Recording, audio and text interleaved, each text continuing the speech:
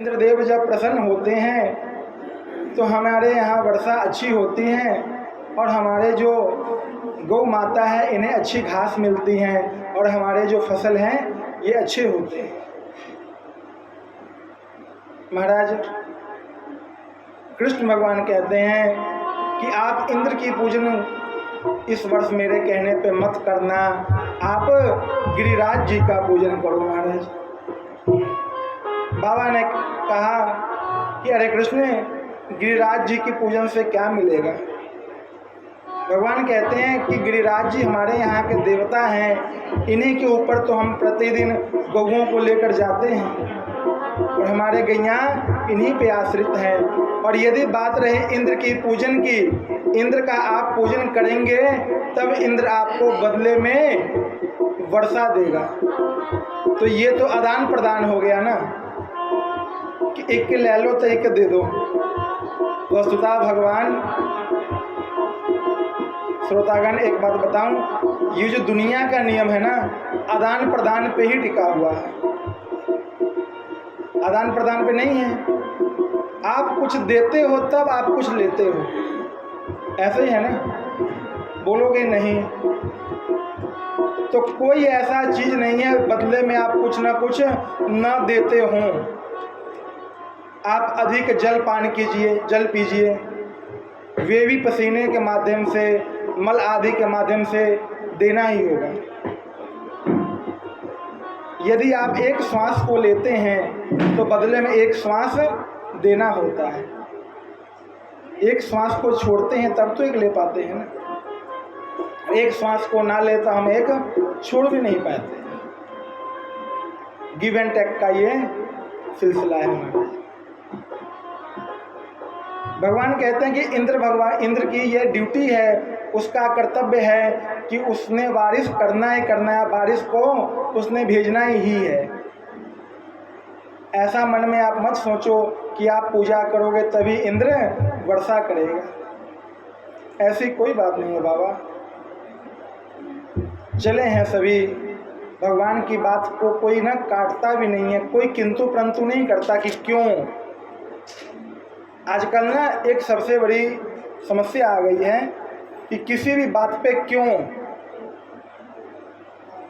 और क्यों का जवाब नहीं होता। परंतु यदि आपने क्यों जानना है ना, हमारे सनातन में किसी चीज़ का समाधान नहीं है, ऐसा नहीं है। हमारे पास हर एक बात का समाधान है। वस्तुतः समय से पहले किसी बात को बोलना व्यर्थ हो जाता है, सही है ना। यदि आपको जनवरी के महीने में बारिश हो तो कैसा अनुभव होता है,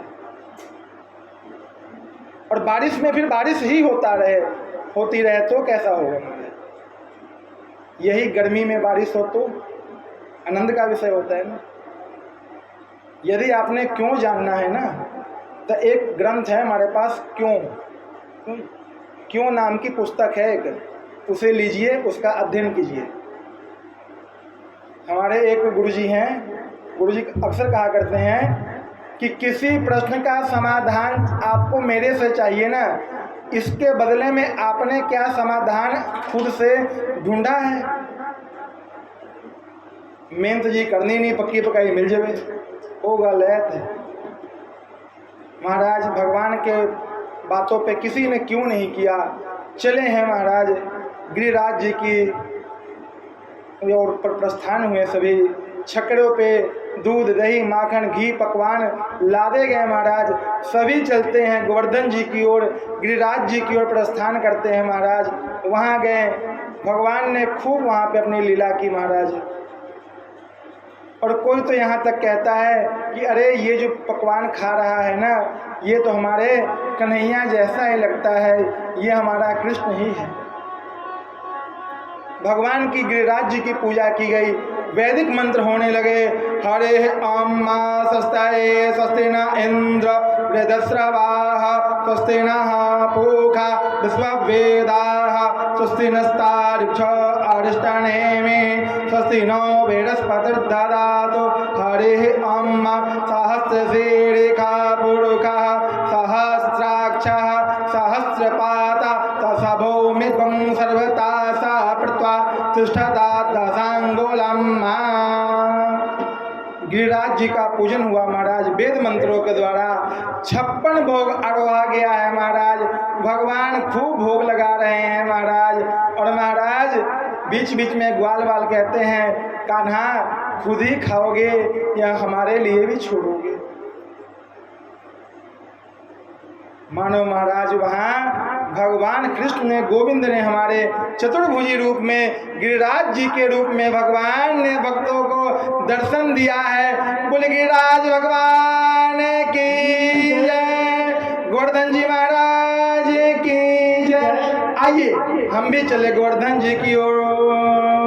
मैं तो गोवर्धन को जाऊं मेरे पी, नहीं माने मेरो मनवा।